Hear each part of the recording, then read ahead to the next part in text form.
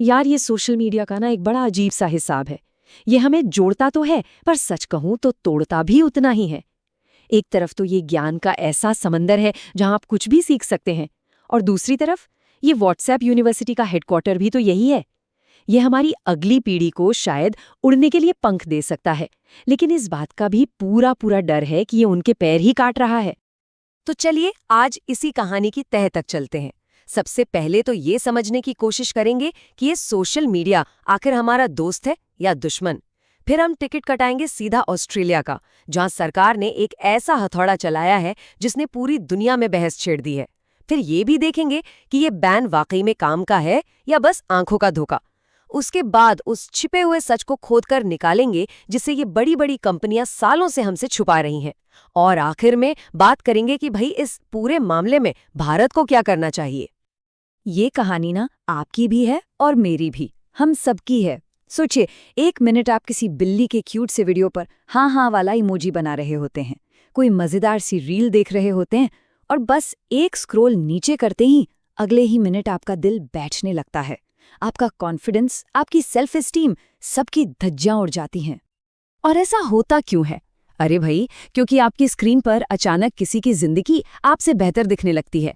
कोई आपसे शानदार वेकेशन मना रहा है, किसी की स्किन आपसे ज्यादा चमक रही है, कोई आपसे ज्यादा खुश नजर आ रहा है। मतलब सोशल मीडिया एक ऐसा प्रेशर कुकर बन गया है जिसका ढक्कन कभी खुलता ही नहीं, और हम सब उसके अंदर धीरे धीरे पक रहे हैं। इस बात पर अब कोई बहस की गुंजाइश ही नहीं बची है। अब जरा रुक कर सोचिए, अगर हम जैसे बड़े बुजुर्ग जिन्होंने दुनिया देखी है वो इस प्रेशर में हिल जाते हैं, तो उस 12 साल के बच्चे के दिमाग का क्या हाल हो रहा होगा जब ये दुनिया को ठीक से समझना शुरू ही कर रहा है। उनके लिए तो ये एक रेस है, लाइक्स और शेयर्स की एक ऐसी रेस जिसका कोई फिनिश लाइन ही नहीं है।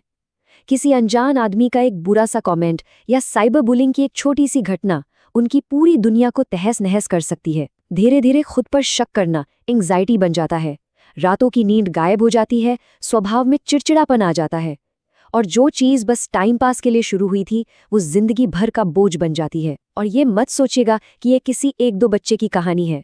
नहीं नहीं, ये दुनिया के करोड़ों बच्चों की रोज की हकीकत बन चुकी है। तो इसी हकीकत को देखते हुए ऑस्ट्रेलिया ने एक ऐसा कदम उठाया है जिसे सुनकर कुछ लोग तालियां बजा रहे हैं और कुछ लोग कह रहे हैं ये क्या कर दिया।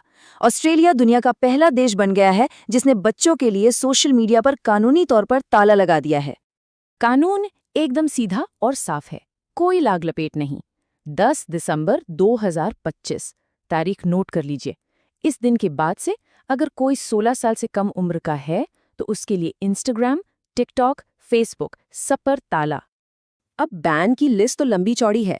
Facebook, Instagram, TikTok, x, YouTube, सारे बड़े नाम शामिल हैं। लेकिन कहानी में एक ट्विस्ट है। व्हाट्सएप जैसे मैसेजिंग ऐप्स को छूट दे दी गई है।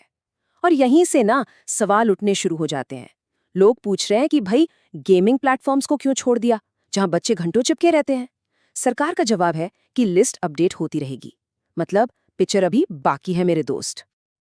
अब सरकार से पूछो तो उनके पास तो बड़ी अच्छी अच्छी वजह हैं। उनका कहना है कि ये बैन बच्चों को साइबर बुलिंग, खतरनाक कंटेंट, ऑनलाइन शिकारियों और ग्रूमिंग जैसे बड़े खतरों से बचाने के लिए है।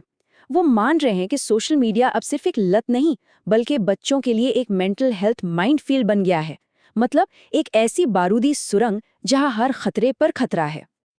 लेकिन कहते हैं ना, इरादे कितने भी नेक हों, असली इम्तिहान तो जमीन पर ही होता है। तो सबसे बड़ा सवाल यही है, क्या ये कानून वाकई काम करेगा या ये बस एक हवाई किला है?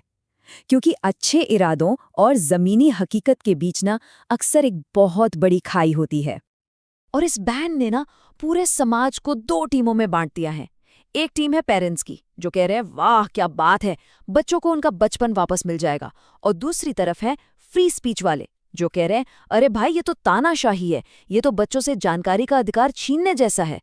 उनका डर ये भी है कि बच्चे चोरी छिपे और भी ज्यादा खतरनाक ऐप्स इस्तेमाल करने लगेंगे। चलिए ये सारी बहस एक तरफ, असली प्रैक्टिकल सवाल पर आते हैं। क्या इसे लागू करना मुमकिन भी है, मतलब प्रैक्टिकली? सरकार ने भी सोच लिया है कि इस बार वो ढील नहीं देगी। उन्होंने जिम्मेदारी बच्चों या पेरेंट्स पर नहीं डाली, सीधा इन बड़ी बड़ी कंपनियों के गले में डाल दी है। और जुर्माना छोटा मोटा नहीं, अगर कोई कंपनी नियम तोड़ते हुए पकड़ी गई तो उस पर लगेगा पूरे 32 मिलियन अमेरिकी डॉलर का भारी भरकम जुर्माना। लेकिन इस पूरे धाकड़ सिस्टम को धोखा देना कितना आसान है, ये सुनकर आप अपना माथा पकड़ लेंगे। सरकार कह रही है कि कंपनियां फेशियल रिकग्निशन जैसे भारी भरकम तरीके अपनाएं, पर हकीकत ये है कि ऑस्ट्रेलिया में टिकटॉक आपसे बड़े प्यार से पूछता है, बेटा 16 साल के हो गए? आपने हाँ पर क्लिक किया और बूम, मुबारक हो, आप वेरीफाइड हो गए। क्या मजाक चल रहा है ये? तो क्या ये सब बस दिखावा है, या सरकार सिर्फ ये जताना चाहती है कि भाई देखो, ये सिगरेट की डिब्बी पर लिखी चेतावनी जैसा है, मानना ना मानना आपकी मर्जी। अब इस पूरी कहानी में, इस पूरे झगड़े में हम उस खिलाड़ी को तो भूल ही रहे हैं जो असल में ये पूरा खेल चला रहा है, यानी ये सोशल मीडिया कंपनियां। और यहाँ का सच तो और भी डरावना है। जो कुछ भी हो रहा है ना, वो कोई एक्सीडेंट नहीं है, कोई गलती नहीं है, ये तो बाय डिजाइन है। और सबसे खौफनाक बात तो ये है कि उन्हें इसके हर नुकसान के बारे में पहले से सब कुछ पता था। मतलब जिस वक्त हम और आप अपने बच्चों का स्क्रीन टाइम कम करने की लड़ाई लड़ रहे थे, उसी वक्त फेसबुक जैसी कंपनियां हमारे ही बच्चों पर साइकोलॉजिकल एक्सपेरिमेंट कर रही थी। और जब नतीजे सामने आए, जो कि बहुत खतरनाक थे, तो उन्होंने क्या किया? उस पूरी रिसर्च को एक तिजोरी में बंद करके उस पर ताला लगा दिया। ये तो वही बात हो गई कि सिगरेट कंपनियां सालों से जानती थीं कि उनके प्रोडक्ट से कैंसर होता है, पर दुनिया को बताती नहीं, सिर्फ चंगा सी। जब ये तिजोरी खुली तो पता चला कि कंपनी अपनी ही रिपोर्ट में मान चुकी थी कि इंस्टाग्राम टीनेज लड़कियों के लिए जहर से कम नहीं है। हर 3 में से एक टीनेज लड़की में जो बॉडी इमेज को लेकर दिक्कतें थीं, इंस्टाग्राम उसे और बिगाड़ रहा था। 32% लड़कियों ने खुद माना कि जब वो अपने शरीर को लेकर बुरा महसूस करती हैं, तो इंस्टाग्राम उन्हें और भी ज्यादा बुरा महसूस करवाता है। सोचिए जरा, कंपनी को ये सब कुछ पता था। उनकी अपनी फाइलों में ये सच चीख चीख कर कह रहा था कि हम बच्चों को नुकसान पहुंचा रहे हैं।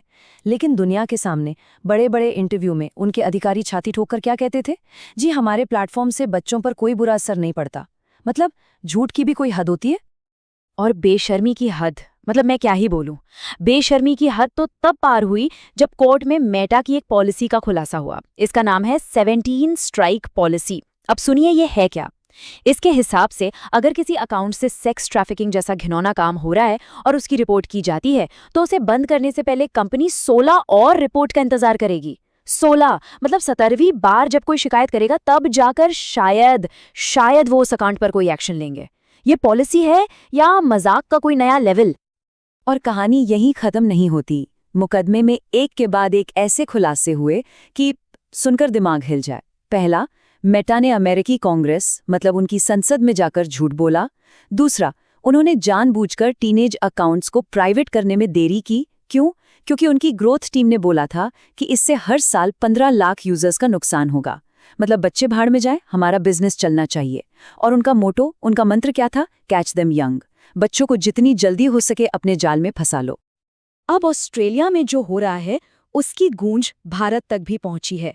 और यहाँ भी एक बहुत जरूरी बहस छिड़ गई है। क्या ऑस्ट्रेलिया वाला फॉर्मूला हमारे यहाँ काम करेगा? क्या भारत को भी एक ऐसे ही बैन की जरूरत है? लेकिन हमारे देश में ज्यादातर एक्सपर्ट्स का मानना है कि भाई देखो, बैन लगाना तो एक शॉर्टकट है, ये असली इलाज नहीं है। असली समाधान बच्चों को डराने में नहीं, बल्कि उन्हें मजबूत बनाने में है। उनका तर्क है कि बच्चों को सोशल मीडिया से भगाने की जगह हमें उन्हें इसके खतरों से लड़ने के लिए तैयार करना होगा। और इसका रास्ता जाता है शिक्षा, जागरूकता और आदतों में बदलाव से। एक बात तो गांठ बांध लीजिए, आज से 10 साल बाद हम टीनेजर्स के सोशल मीडिया इस्तेमाल पर ठीक वैसे ही चिंता जता रहे होंगे जैसे एक जमाने में हमारे माँ बाप कम उम्र में सिगरेट और शराब पीने पर जताते थे। ये हमारी पीढ़ी का सबसे बड़ा पब्लिक हेल्थ क्राइसिस बनने की कगार पर है। तो फिर रास्ता क्या है? शायद एक झटके में बैन लगाना नहीं, लेकिन कुछ कदम तो उठाने ही पड़ेंगे। सरकार को डिजिटल वेलबींग पर गाइडलाइंस जारी करनी होंगी। स्कूलों को अपने सिलेबस में सोशल मीडिया की लत को एक सब्जेक्ट की तरह पढ़ाना होगा। बच्चों को ये सिखाना होगा कि ये कंपनियां तुम्हारे दिमाग से कैसे खेल रही हैं। और सबसे जरूरी, जिस गंभीरता से गुड टच बैड टच सिखाया जाता है ना, उसी गंभीरता से टॉक्सिक मीडिया और हेल्दी मीडिया के बीच का फर्क समझाना होगा। तो सवाल आखिर में वही है, क्या इसका जवाब एक बड़ा सा ताला लगाने में है जो शायद बच्चे किसी न किसी जुगाड़ से खोल ही लेंगे, या फिर असली ताकत हमारे बच्चों के हाथ में एक मजबूत ढाल और एक सही नक्शा देने में है, ताकि वो इस डिजिटल भूल भुलैया में अपना रास्ता खुद खोज सके? इस पर सोचना तो बनता है।